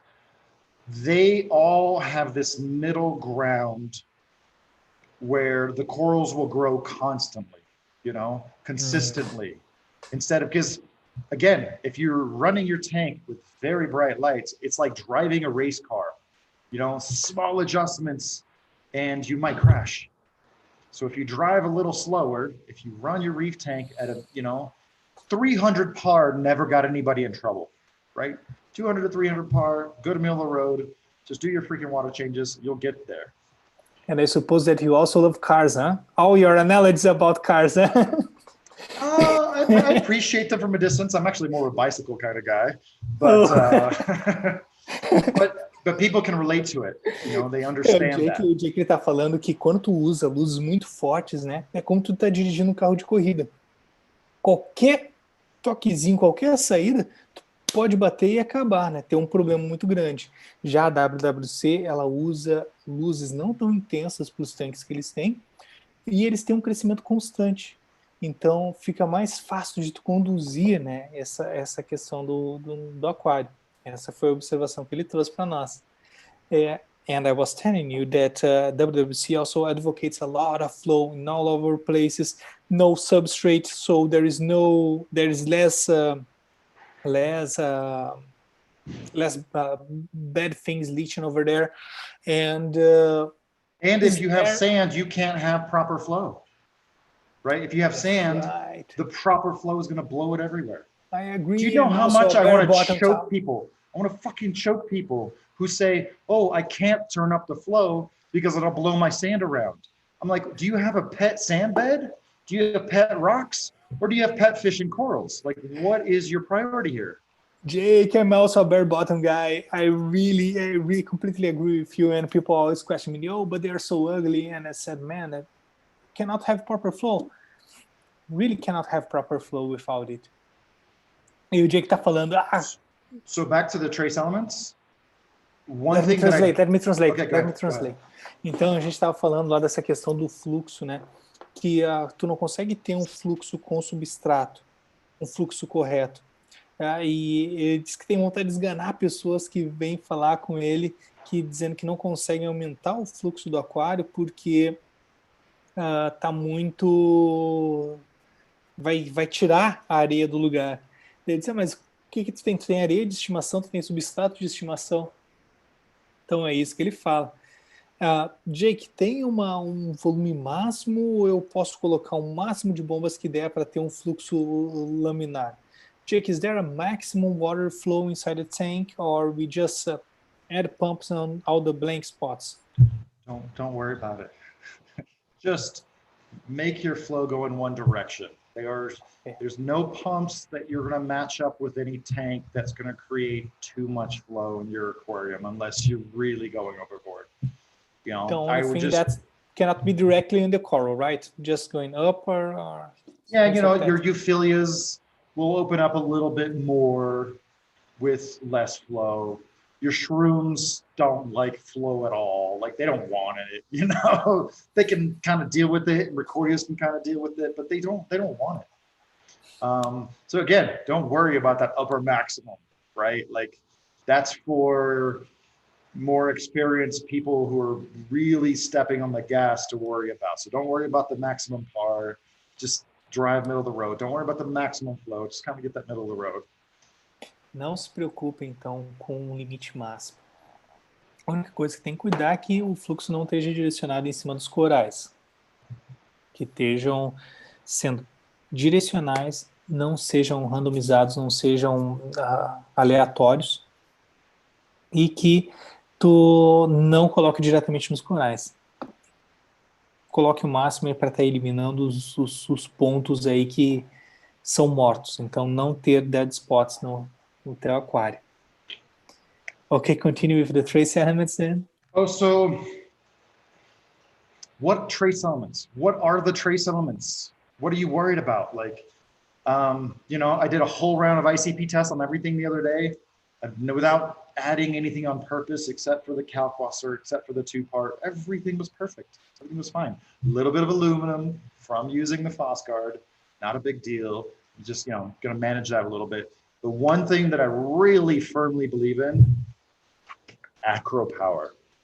So what this is backed up by at least one scientific paper that looked at the amino acids. First of all, there's like a gajillion amino acids on the mix. Amino acids means nothing. It's like saying you have elements in there. It's like I have things in there. So just because it says amino acids doesn't mean it's the right ones.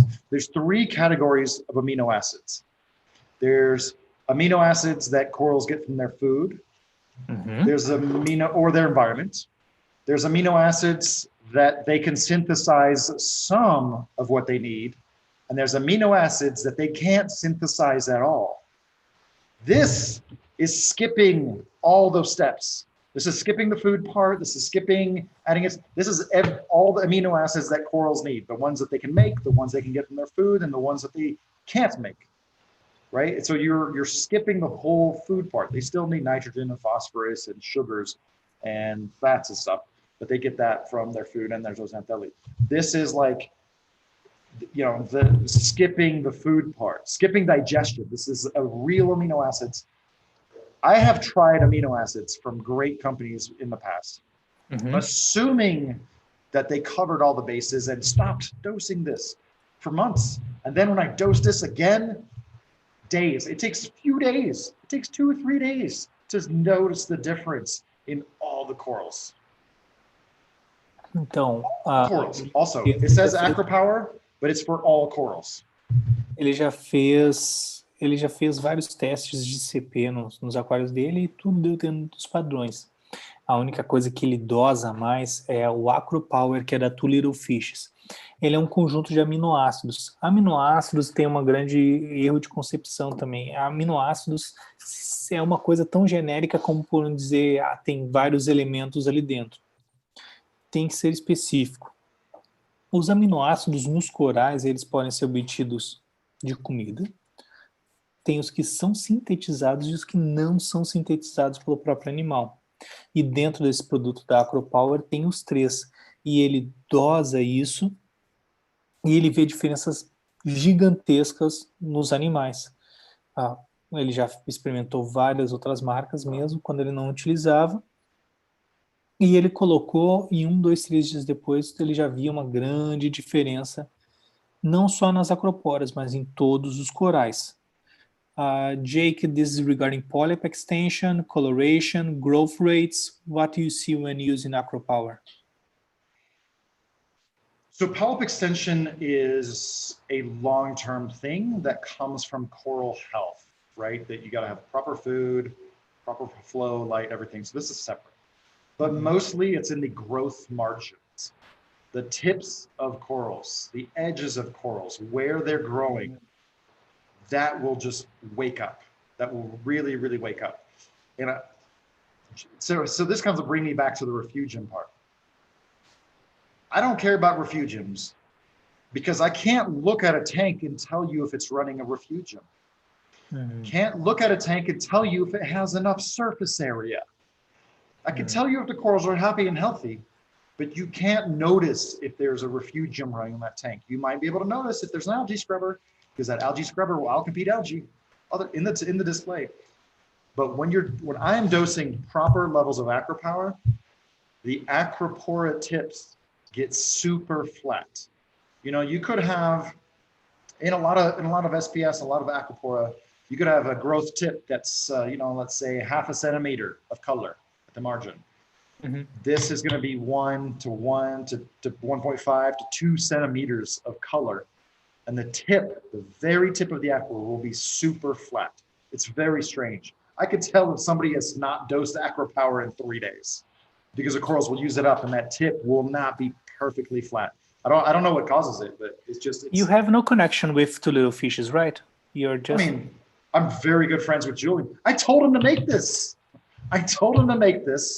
He said, oh no, Jake, amino acids, they don't do anything, because I was using an old formula from an old company.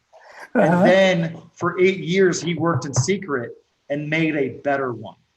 Oh, that's and so nice. Now he believes it. But at first, when I first told him, he was like, no. And then he made the real one. But there's one paper you can read. It's scientific, it's dense, but it's just backed up by science. And I'm telling you, like, I think at least half of the amino acid supplements, they did not read that paper. They did not use the right amino acids. O Jake, ele não tem relação nenhuma com a Two Little Fishes, a não ser uma grande amizade com o Julian, tá? E essa questão ali, tu consegue ver grandes diferenças, não na extensão de pólipo. A extensão de pólipo tem mais a ver com as condições do ambiente, né? Várias coisas de estabilidade, mas ele vê principalmente na ponta de crescimento, enquanto uma acrópora normal vai ter aí 0,5 centímetro, 5 milímetros de pontinha de crescimento. Quando é utilizado o aquapower, tu chega a ver 1 centímetro, né? Mais do que o dobro. do normal. Então, isso ele consegue dizer. Outro ponto que o Jake falou é sobre a questão dos refúgios, que refúgio ele não julga se é importante, se é válido, porque tu não consegue enxergar se um aquário está utilizando ou não. Agora, quando tu usa um algae scrubber, né, seria um local de macroalgas, 99% hoje caetomorfa, aí sim tu consegue ver, porque ela compete com as algas no nosso display. E isso sim ele vê diferença. Jake. What I also love about this product, and the reason I push it so much, is unlike a lot of other products, it doesn't interfere with your chemistry. It doesn't grow algae. I have overdosed a whole jug of this in 2,000 gallons of water before with almost no effect. You can't go wrong. You can stop dosing it and it doesn't matter. Your corals will slow down a little bit. Who cares? You know, you can't overdose it. You can't underdose it. Just dose some. That's the thing. And the reason I really like, this is religious for me almost, is you can do everything right. And your corals will be at 85 to 90% of their max capacity of color, of growth, of vitality. And this is the one thing that consistently takes me to 95 or 100%. When you see corals and you're like, that coral could not look any better. Jake, one thing that bem, primeiro deixa eu traduzir, tá, pessoal? O Jake falou que isso sim que faz uma grande diferença, que não importa se tu parar de dosar, se tu sobredosar, não vai ter um grande impacto nos corais. Já houve um caso que ele dosou um jarro inteiro aí por engano, em 200 galões de água aí, e ele não teve grandes efeitos, não teve algas nem nada. A pergunta que eu quero dizer para ele é, já está sendo estudado, principalmente pelo Eric Bonerman, a questão da importância da alimentação do coral. Antigamente se pensava que só a iluminação supriria isso, mas agora a gente já sabe que não é bem assim. Então, esses aminoácidos preenchem a parte da alimentação. Isso pode compensar para outras faltas de energia. Quero ver se ele concorda, se ele tem essa mesma visão. Jake, before the time, there is a lot of people thinking, we use it to think that lightning would be the most important factor when rising corals. But now we saw that feeding is also a huge part, and that feeding can I stop you compensate. there? Yes, okay, for sure. I have a water flow presentation that I've given all over the world. Okay. And I started out with a thought experiment. Very simple questions. Mm-hmm. How many corals in the world can live without light? Thousands. There's thousands of corals that live in the deep sea that are non-photosynthetic and they eat. But how many corals can live without flow? There's two. There's like one or two. There's because they live in tide pools and shit. But the real answer is none.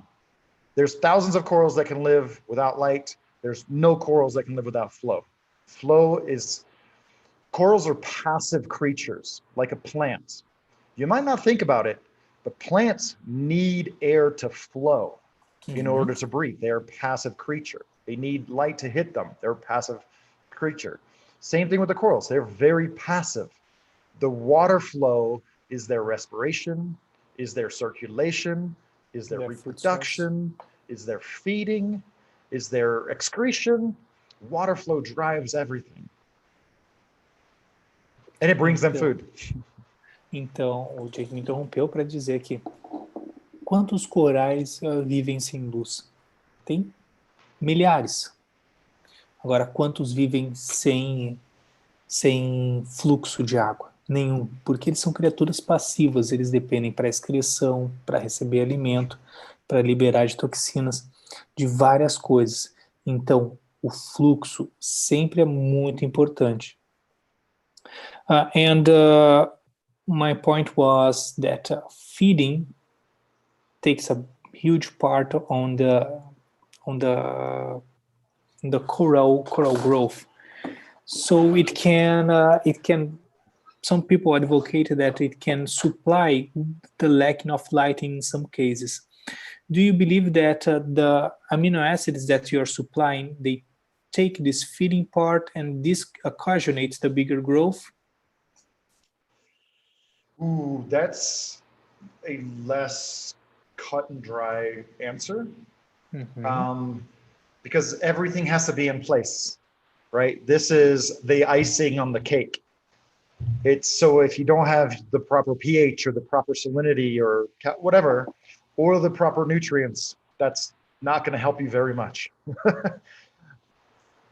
But if you wanted a lower energy tank with lower light and lower flow, feeding will help a little bit. But it's so coral dependent. And I would just say, the bigger the mouth, the more it's important to feed that coral. That's a very simple one. If it's got a big mouth or a big polyp, it's clearly adapted to eat more than photosynthesize more.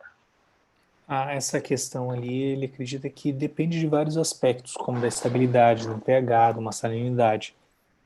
Em relação à alimentação, ele acredita que a importância maior está em animais com bocas maiores. Então, quanto maior a boca, mais alimentos eles precisam. A gente já tomou o tempo demais já do Jake, a gente já está indo, eu vou ir para uma última questão, né? Só para ele comentar uma pergunta que o Davi fez para nós, sobre os nude-brancos que estavam comendo lá as montíporas dele, e eu queria saber como foi resolvida essa questão, e daí nós já vamos liberar ele já para uma próxima, que ele tinha me pedido 1 hora, a gente já está com 1h41. Jake, one last question. Thank you very much for staying with us till now. And a few days ago, you had a problem with Monty eating nudibranchs. How it was that? Have you taken over? Have you solved this problem? Man, so here's my problem. I have removed all Montiporas from a system to find Monty eating nudibranch on Porites. Fuck. So I'm still have simmering little bits of nudies here and there. And the thing is, if you had a nano aquarium, if you had a small tank, just a few Monties, I'm just running out of power here, I think this is the right one. If you had a nano aquarium with some Monty eating nudies, you could simply throw some peppermint shrimp in there. Because they won't go very far until they run into a nudibranch. But if you have a 6-foot tank, how many peppermint shrimp do you have to put in there so that they're always running into the nudibranch? It's a tough one. There's still not an answer, but it goes back to my original point that in the future, everything will have to be certified clean. Everything will have to be from almost laboratory conditions. So there's no algae, there's no aptasia, there's no pests, there's no vermitids. So this is one of those rare cases where, peppermint shrimp eat a lot of weird things, but you can't just throw them in the system and hope for the best. You really have to pay attention. Again, if you put 6 peppermint shrimp in a 100-liter tank, they're going to find every single last nudie, no problem. But I blame the wider community, because I didn't start out with nudies, and the frags that I got from trusted sources, they had biological controls to eat those nudies. Then when those nudies or those Monty frags came to me, I didn't have those same biological controls, and then the nudies could grow. So yeah, on a long enough timeline, we are going to have the equivalent of tissue cultured corals. They won't be tissue cultured per se, but they'll be kind of an equivalent. O Jake, ele não conseguiu resolver o problema ainda, ele tirou todas as montíporas e no fim estavam nos porites também. Então ele ainda não conseguiu resolver esse problema. Se fosse um tanque menor, ele colocaria lá um monte de bailarino, o camarão bailarino come isso daí. Só que como os tanques deles são muito grandes, eles não conseguem achar, então não tem como tu jogar um monte de camarão lá e simplesmente esperar que dê tudo certo. Então, ele reforçou mais uma vez o ponto que tem que ser tudo bem criado em condições de laboratório, assim, com o mínimo de pestes, que ele acredita que num futuro próximo nós vamos vivenciar isso. Então, vou agradecer ele pelo tempo, já fomos aí 1h45. Quero agradecer também a audiência aí, todos os amigos que estão online, o Davi, que chegou depois, o Douglas Ferreiro, o Júnior Melo, que voltou aí, e o James. Então, muito obrigado pela presença de todos, pessoal. Vamos ver com o Jake se ele consegue conversar um outro dia com nós. Essa questão do fluxo aí, eu acredito que falta muito o entendimento das pessoas aqui. E vamos deixar aberto para ele um convite. Jake, thank you very much for staying with us. We were supposed to stay Before I 1 leave, hour. you know, I know you asked me a lot of questions, but you know, I am a huge fan of the biodiversity of Brazil. I have freshwater tanks. I have studied discus, angelfish, tetras, cichlids, and freshwater plants. I have freshwater. I know the rivers of Brazil from the plants that I keep. You know, Manaus, Tocantins, Uapes, Sao Paulo, all kinds of Roraima, all kinds of plants. I know Brazil from where the plants come from where the fish come from, and some of the really, really cool saltwater fish. So, you know, Australia took a long time to kind of come up on the radar of the global scene, but you know, we're starting to see a lot more from South America and Brazil in particular. You know, so I think there's a lot to be said because everybody has their own style of reefing, and I feel like my saltwater style is very much influenced by my freshwater style. You know, there's a lot of cross-pollination. So I really want to learn more about the Brazilian reef scene and your animals and your local corals, your local fish. So any opportunities we have to cross-pollinate, I'm always open for. Jake, so here's my invitation to you. When you have time, come here to Brazil, and I will be more than pleasure to go with you to see the rivers and to also to go to the coasts. Here in Brazil, we have really unique foundations. I'm not sure if you're aware of the chapeirões. The what? Chapeirões in Abrolhos. It's also... Oh, Abrolhos, yeah. Yes, sure. Man, that's completely crazy. 25 meters, 30 meters tall. Only calcareous algae, and that's something that you need to do in a lifetime. And it's this type of things I'll be more than happy to go with you to there. Also, the Amazon River is something that I still haven't had the opportunity, but as you mentioned, the biodiversity from plants and animals are unique. I mean, I don't need to tell you that you have one of the richest biodiversities in the world, both in the freshwater and in the saltwater, in the plants, the fish, the corals, everything. And so, yeah, you know, I've been studying Brazil since I was a kid, mostly starting with the freshwater, but now I'm hoping to learn a little bit more from the Brazilian reefers. You're more than welcome. You're more than welcome. Então, o Jake estava falando que antes da gente terminar, ele quer dizer que ele é um grande fã da biodiversidade brasileira, seja nas questões dos rios amazônicos, como de todos os peixes, dos animais de água salgada. Teve também um artigo que o Jake fez lá sobre as mudanças da regulamentação da exportação de animais. Isso aí é uma coisa também que vai mudar bastante, eu acredito que vai chegar mais animais para lá. Right, Jake? We were telling about, I believe that was last month that you made an article as well about the new fishes that we are being able to export now. And I believe that's going to introduce a lot of new species to the reef keeping hobby. Yeah, you know, I'm a huge fan of Brazilian flameback angelfish. And wonderful. Yeah, you know, like I love all the pygmy angelfish, especially the Brazilian flameback. And also the queen angelfish from St. Paul's Rock, Sao Paulo, San Pedro Islands. But the blue one. Not necessarily the blue one, you know, but just that they're weird and there's that really cool butterfly fish from there. And, you know, here's something cool. You know, with Reef Stock Australia, we were able to export some reef culture to Australia to show them how awesome their reefs are. In Australia, they can't import anything from Indonesia. They can only use Australia. But that's enough. It's enough. You got the East Coast, you got the West Coast. That's enough. And so like they kept thinking that there was something magic about corals from over there when stuff in their backyard was amazing.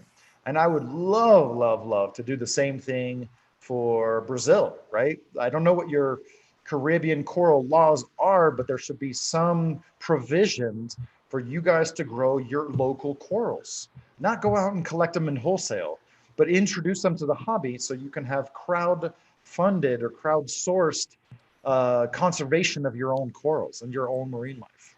For corals, unfortunately, it's impossible for us to have them. I get that. You should not be able to go collect it, but there should be provisions to introduce them to the hobby for conservation purposes, because scientists, they kind of suck at that. Well, I have gone diving, and I must say that we have some beautiful scolineas. There are some beautiful ones, but mostly of them are high nutrients environments. For example, the anemones, we have a lot of Condylactis gigantea. They are quite beautiful, but man, they need a lot of nutrients in the water, and they don't last long. Keep your skimmer off. Yeah. I have some condies here. I feed them all the time. And yes, I'm looking forward to it. I really would appreciate that. We really would enjoy a reef show in Brazil, a reef event like Reef Stock in Brazil. I really hope that one day you can bring it to us. And once again, it was quite a pleasure to have you here, Jake. Thank you very much for staying here with us for a longer time. I wish that we have the opportunity to talk more about the flow. These facts of flow, I can tell you that most people, including myself, were not aware how important it is and what is the right flow. It's the only thing that matters. The only, you know, just again, I'm gonna leave you with a thought experiment. This is the second part of my thought experiments that I start my talks with. What happens if your lights fail? Nothing. Nothing. Your corals are fine for weeks. Right. What happens if the flow turns off? 2-3 hours and everything is dead. Yeah, maybe a day, depending on the temperature. And so it's like, what is more important? Clearly, the flow is the most paramount part of a reef tank. And everybody's looking for those one-liners. Everybody's trying to condense very complicated ideas into 2 or 3 sentences on Facebook or on the bulletin boards. And it's not that simple. It's just not that simple. Mais uma vez, agradeci para ele e espero que um dia ele tenha a oportunidade de conversar com nós mais sobre a questão da importância do fluxo de água, da circulação de água dentro dos aquários. E ele falou que é a coisa mais importante que tem. Se a gente ficar sem luz, não tem problema nenhum. Os corais aguentam muito, muito tempo. Agora, se a gente ficar sem circulação, 3-4 horas já está tudo morto. Um dia no máximo. Então, a circulação é a coisa mais importante que a gente tem. Jake, I hope that one day you have time for us to talk about it. Thank you very much for being here, man. Hey, thanks for having me on here. You know, I don't know what the audience was like, but it starts somewhere. And, you know, the best part of having these hobbies and pastimes like this is the community. The community makes it, you know, and so, yeah, I'll come out there sometime soon. So thanks for having me on the show. Thank you very much, Jake. Pessoal, se vocês gostaram, não esqueçam de deixar aquele joinha, se inscrevam no canal os que não são inscritos. Muito obrigado e até o próximo Super Reef aí, pessoal. Bye bye, Jake. All right, later, buddy. Just give me a second so I can finish it up. And Jake, thank you very much, man. I really appreciate that. Once again, I want to tell you that I'm a big fan from your work. Man, how many years I have been subscribed to your channel? At least since, what, 2010? I have the oldest aquarium channel on YouTube.